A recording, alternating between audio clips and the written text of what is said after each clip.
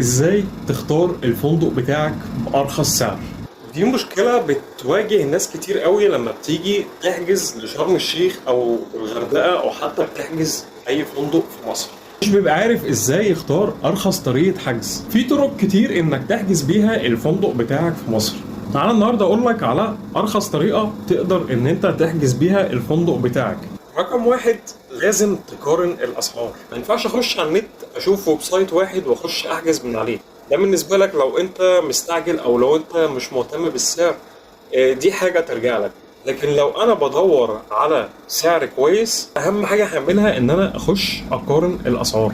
اول حاجه بعملها بخش على الويب سايت بتاع الفندق وبدور على سعر غرفه مناسبه ليا ومناسبه للسعر اللي انا عايزه. بكمل الحجز بتاعي عادي لغايه لما اشوف السعر بعد الضرايب عامل ازاي. اهم حاجه انك تشوف السعر بعد الضرايب. كمان بقدر اخش على